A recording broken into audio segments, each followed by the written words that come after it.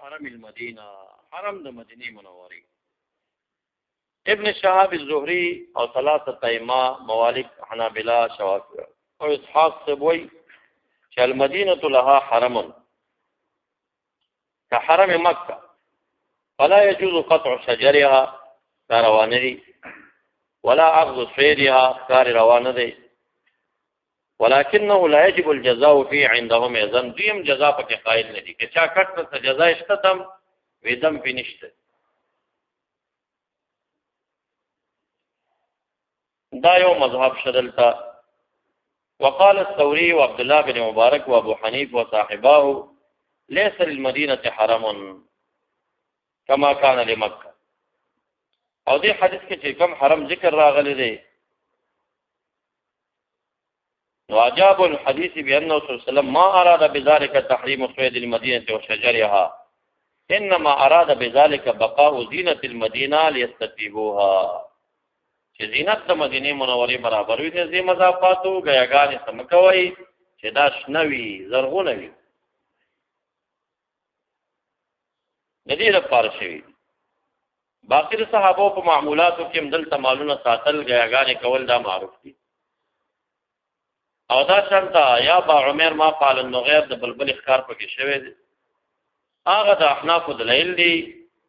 چې دلته منع نه ده. دا کوم چې نبی اسلام دې ته حرم ویلې دا د دې د نفوسو د خوشحالۍ لپاره او د دې وطن د طیبت لپاره چې زرغون وي نو خدا دا داسې حرم دی لکه نبی اسلام والسلام بادشاہ وخت هم دی خلیفہ دی لکه خلیفہ چې یو غر باره کې امر کې صدا افغانستان امارت اسلامي کې امیر راشي والی د کونړ راشي یو فرمان صادر کې چې د کونړ د غرونو لرګي بند ګناه خو نه کنه دا ګناه ده چې مخالفت د امیر دی کړی دی. خدا خو په شان کا حرم مکه نه جوړیږي لکه انت چې کم دم لازمي او کم جرم دی. نو دا حرم په شان د حرم مکه نه دی بلکې دا حرم نبی صلی الله علیه وسلم د دې لپاره چې د وطن نه قضاش نه پاتې شي لکه کله باچایان دی او غیر متعلق دی صحیح متعلق داسې وایي دغه شان فرمان صادر کړي. وبه قال حدثنا ابن نعمان قال حدثنا ثابت بن يزيد قال حدثنا عاصم بن ابو عبد الرحمن الاحول وعن انس بن مالك النبي صلى الله عليه وسلم قال المدينه حرم من كذا الى كذا لا يقطع شجرها ولا يحدث فيها حدث من احدث فيها حدث فعليه لعنه الله والملائكه والناس اجمعين. ربش پیدا کولې پدې کې او بدعت من احدث فيها حدثا فعليه لعنه الله والملائكه والناس اجمعين. وبه قال حدثنا ابو معمر قال حدثنا عبد الوارث عن ابي السياح عن انس قال قدم النبي صلى الله عليه وسلم المدينه وامر ببناء المسجد فقال يا بني النجار ثامنوني قالوا لا نبلغ ثمنه الا الى الله فامر بقبول المشركين فنبشت ثم بالخارج كان كفر فسوي توارق ليش وبالنخل فقطع فصف النخل قبلة او امر وك بالنخل وكجربان فقطع قطع ليش فصف النخل قبلة المسجد. وبه قال حدثني اسماعيل بن عبد قال حدثني وبالنقل فقطع دا احنا په دلیل ګوري دا امام بخاری دوی مختلف فراغند روایت په باب کې راغلي لږ زینت سیوی چې غلطه د پیورای کې تصریح کې او ترجمه کې هغه ته اشاره کوي. باب حرم المدینه بس مجمل راوړه دي کې وضاحت ته مختلف روایت راغلي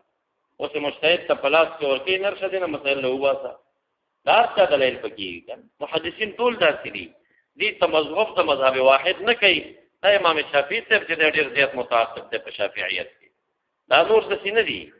دوی آزاد خیل دي خپل نظرم ډېر کړه نه ښکارا کوي بس حدیث تر رسیدل راغون کړي دي او د ټول هغه دلایل راغون ټول محدثین داسې کوي ذخیره د حدیث را جمع کوي مې د هر مذهب والا خپل استدلالات ته مروباسي. دلته وبالنخل فقطع د دې نه د احناف استدلال له شاغل تمن على لا يقطع شجرها او دلته چې کوم د خپل چې کوم د امر کوي چې دا ونی وای ته خدا په شان د حرم د مکه نشه کنه.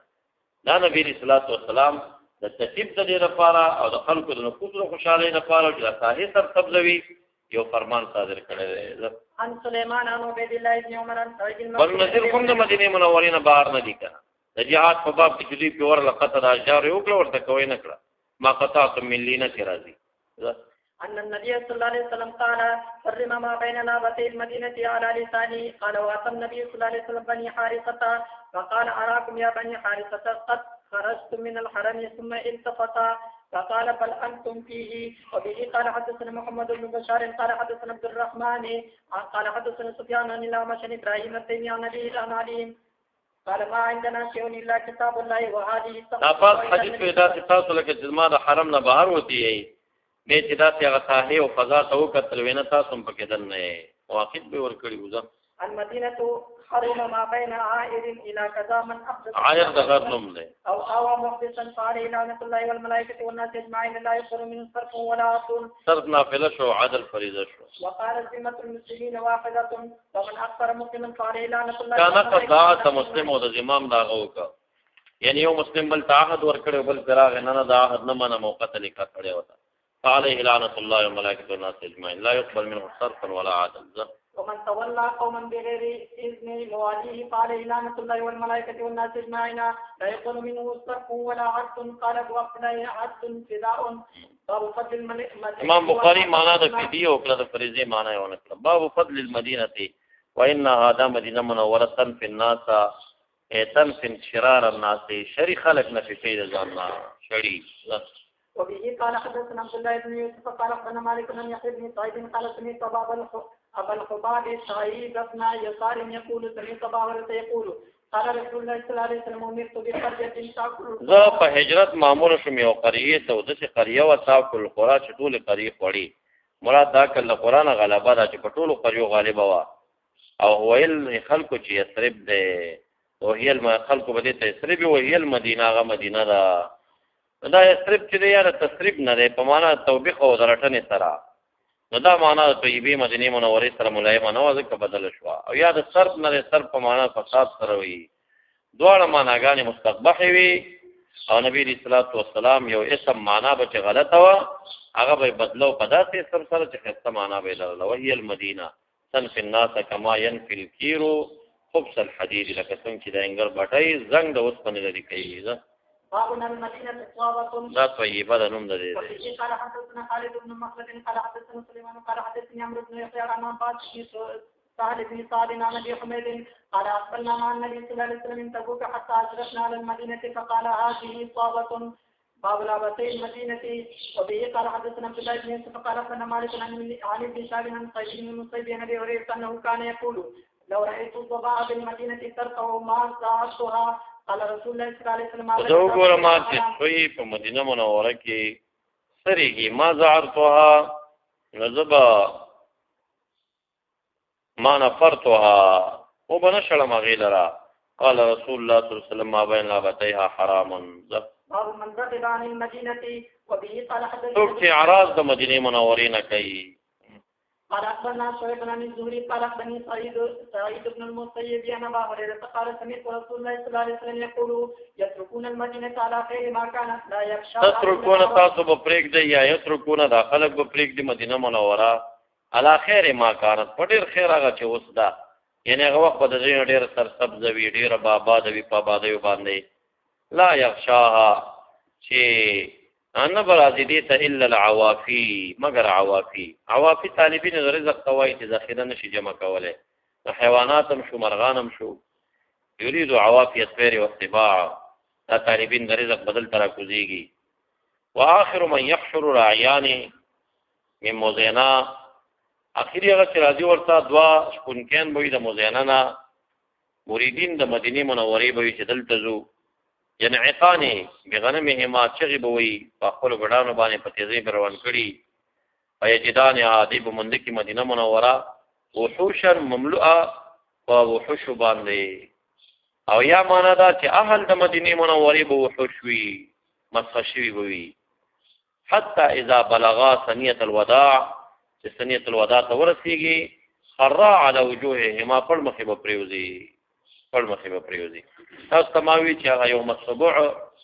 کماغه فوق به مالک د دې یوم الصبح غزمري چې خبرې کړې وي شر مخکنه لیو نو تاسو تماوي چې ورځ د سره روانه ده چې د خلک به د مدینه منورې نه وځي لیوان مدینه ته راکوزيږي یو تاویل په یوم الصبح کې دا چې هغه دغه ورځ ده دغه ورځ د چې د مدینه منورې نه به خلک یو قابل خاطرې دي وي دا ممکن نن سبا حالاتو کې نه ده ولی چې دا مسلې ګرمي شي د جهاد او امر سعودیان تکړه شي امریکایان د خپل وطن نه وشړي کې دي چې هغه د بو د ایټم ور باندې وکي او دا قاریه بولم دا بولم خپل خلک کوزي دا خلک چې نو ته خو شادشت دي لیوان را کوزيږي ورته دا هم دا شان شي څنګه چې نبی رسول الله فرمایلی دي وبه قال حدثنا عبد الله بن يوسف قال اخبرنا مالك بن هشام بن عروة عن ابي عن عبد الله بن زبير عن سفيان بن ابي زهير انه قال سمعت رسول الله صلى الله عليه وسلم يقول يفتح اليمن فياتي قوم يبصون یمن بفتح شي یو قوم روان یمن ته شي یبصون بصل کی سوق البلتا وخان به روان کړي فيتحملون باهليهم اهل وقاغي باري ومن اطاعهم او څوک چې تابعدار یمن ځان رواني والمدینه خیر لهم لو كانوا يعلمون پویګینا کپوی دینو مدینه منوره ته وردا چې تلار نشي ويفتح الشام شام بفتح شي فياتي قوم يبصون سوق دې بلو بكيف يتحملون باهليهم ومن اطاعهم والمدینه خیر لهم مدینه ورته ډیره وردا لو كانوا يعلمون کپوی دې چې دې شام ته تلار نشي ويفتح العراق فياتي قوم يبصون فيتحملون باهليهم ومن اطاعهم والمدینه خیر لهم لو كانوا يعلمون مقصد د نبی اسلام داري چې مدینه منوره مپرېګ دی ولو تحقیق خاری فتح شو باغونه وسی مزیدار ته مختار ده د دې په لحاظ دا واپس چې کم دینو راجم کیږي مدینه منوره ته ایمان او اهل ایمان زه وبه قال حدثنا ابراهيم بن المنذر قال حدثنا مسعود بن عياض قال حدثنا عبيد الله بن خبيب بن عبد الرحمن عن حفص بن عاصم عن ابي هريره قال رسول الله صلى الله عليه وسلم قال ان الايمان لا يعرض الى المدينه كما تعرض الحجه الى قرب نو دا ارتړې ویل شي چې دا زمانہ بوي خدا دې رستي زمان دی دجال د وخت دور دی چې دغه ځې تباولیا او پاک خلک منډي وهي چې دجال د فتنې نه بچ شمه ځکه چې مدینه منوره ته تللی نشي یا دا غینم بعد ټیمونه دي او باته شو مختلف ټیمونه نور پر راغلي دي په مدینه منوره شیګانم راغلي دي دا خوارج هم پر راغلي دي وابیانم په مسلط دي ټیم په ټیم باندې دي او چې دا چا دا راغلي دا حدیث ځان لپاره فضیلت کې پیش کړی دی صاحب اسم من قال عن المدينه وبه قال حدثنا حسين کادا د کیس نه دی اراده بهم تو د مدینه منوره د حال د بدی رسولو د تکلیف رسولو بد نسبتونو اراده چوکیداری گناہ انا بن القبض عن جعيد عن عائشة بنت سعد قال سمعت سمعت النبي صلى الله عليه وسلم يقول لا يكيد على المدينة احد الا انماء كما ينماء انماء معنا ذاب ویلی بشي كما ينماء الملح في الماء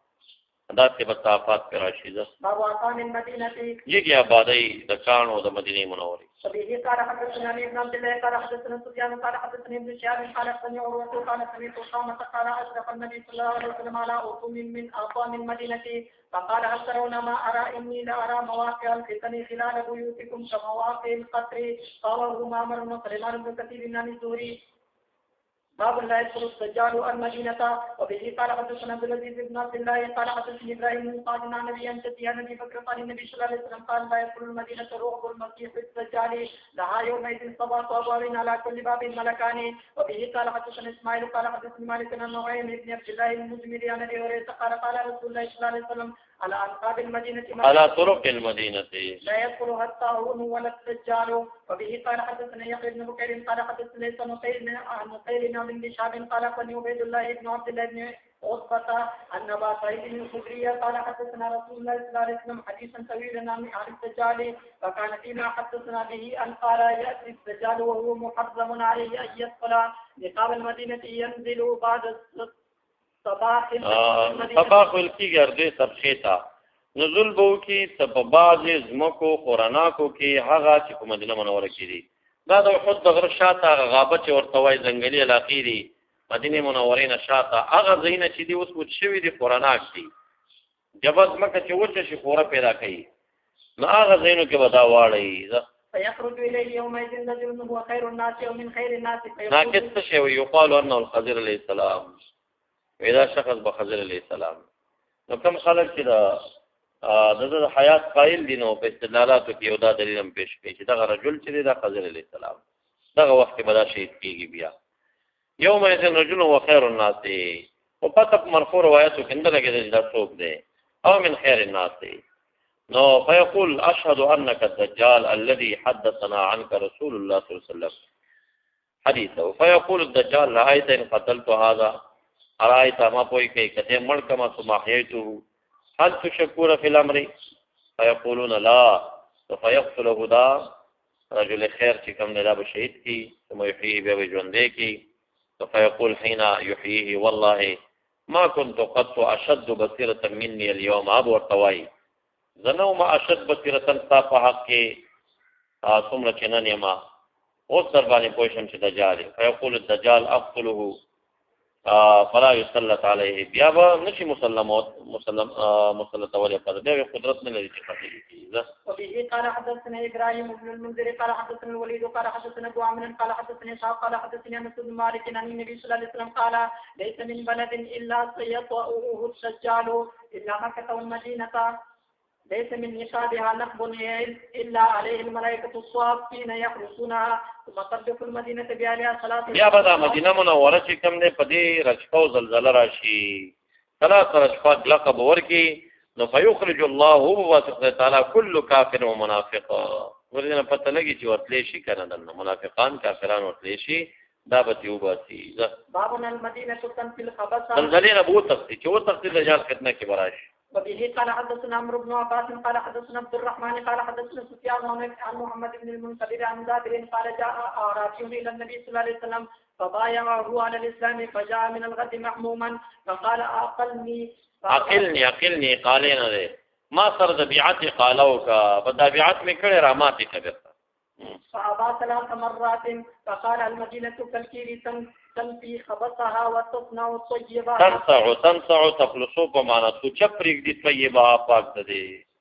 وبه قال حدثنا سليمان بن حرب قال حدثنا شعبة عن عبد بن ثابت عن عبد الله بن يزيد قال سمعت زيد بن ثابت يقول لما خرج النبي صلى الله عليه وسلم إلى أحد رجع ناس من الطريق فقالت فرقة نقتلهم وقالت فرقة لا نقتلهم فنزلت فما لكم في المنافقين فئتين وقال النبي صلى الله عليه وسلم إنها تنفي الرجال كما تنفي النار خبث الحديد. باب النبي قال حدثنا عبد الله بن محمد قال حدثنا وابو بن جرير قال حدثنا ابي قال سمعت يونس عن ابن شهاب الزهري عن انس عن النبي صلى الله عليه وسلم قال اللهم اجعل بالمدينة في ما جعلت بمكة من البركة. طابه عثمان بن عمر دعاء قبول شوه دومره فراخي ده پکې چې ټول حاجیان د مدینه منورې شپو ته خوشاله سخت فراخي ده. وبه قال حدثنا سفيان هم دول التسلی د مخترو ریګانی ملاوي په حرم کې هډه رګرانی د مدینه منوره کې ارزانی ډېر زیاته.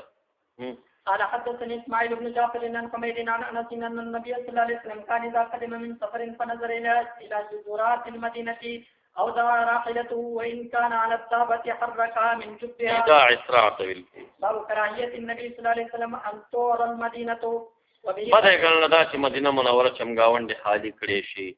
یعنی د مضافاتو کې جبل سره سره چې کوم کلی وغه غفتل چې مسجد نبوي ته نږدې راشي د مبارک دا خو خنه کړه تاسو موږ محافظین نه وستا عمل تخیل. طبيعي قال حدثني ابن سلام قال اخبرنا الفزاري عن حميد الطويل عن انس قال اراد بنو سلمة ان يتحولوا الى قرب بني سلمة هم دخلي جبل سره کې خندق سره الا تحتسبون طلب د حسبت د اجر نه کوي اثارکم بقدمونه کې تاسو چلته نه د هر قدم مواجر دی فاقامون وان تفاتشوا. باب النبي قال حدثنا مسدد بن يحيى عن عبيد الله بن عمر قال حدثني خبيب بن عبد الرحمن بن حفص بن عاصم بن ابي هريره عن النبي صلى الله عليه وسلم قال ما بين بيت ومن بري روضة من رياض الجنة ومن بري على حوضي. وبه قال حدثنا عبيد بن اسماعيل قال حدثنا ابو اسامة عن هشام بن عروة عن ابي عائشة قالت لما قدم رسول الله صلى الله عليه وسلم المدينة وإذا ابو بكر وبلال فكان ابو بكر إذا أخذته الحمى يقول كل امرئ مصبح في أهله والموت أدنى من شراك نعله. وكان بلال إذا أطلع عنه الحمى يرفع عقيرته رفض الحمى بترالا وعقيره وصوت غرغره بيوچه دا حنجره دا आवाज بيوچه تکلو يقول ألا ليت الشعر هل أبيتن ليلة بواد وحول إسر وجليل دربته وهل أريدن يوما مياه مجنة شنينم دي وهل يبدوني شامة كارب شمات شاموت في الغرنة. اللهم لعن شيبة بن ربيعة وقت بن ربيعة ومية بن خلف كما أخرجونا من أرضنا إلى أرض الوباء. ثم قال رسول الله مدينة منورة كتبه ديري اللهم حبب إلينا المدينة كحبنا مكة أو أشد. اللهم بارك لنا في صاعنا وفي مدنا وصحح لنا وانقل حماها إلى الجحفة وصححها لنا وانقل حماها إلى الجحفة. قالت وقدمنا المدينة وهي أوضع أرض الله. قالت فكان بطحان يجري نحلا يعني ماء نجلا بطحان دلته یو خوړو مدینه منوره کې یجري روان به نجلن یعنی ما ان آجنن بدبو یو بو باندې نو ټول هغه چې کومې تبي وي سوي دغه نه جوړې وي. وفي قال حدثنا يحيى بن بكير قال حدثنا عن خالد بن يزيد عن سعيد بن ابي هلال عن زيد بن اسلم عن ابيه عن عمر قال اللهم ارزقني شهادة في سبيلك واجعل موتي في بلد رسولك وقال عمر سے بدعا کولا چې خدای ما ته شهادت تا پلار کرا کې خو مرګ می په بلد د رسول خپل کې مرګ می دلته کې دلته ته شهادت راکې.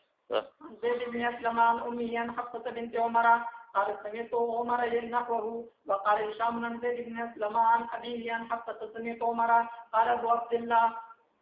كذا قال روح عن امه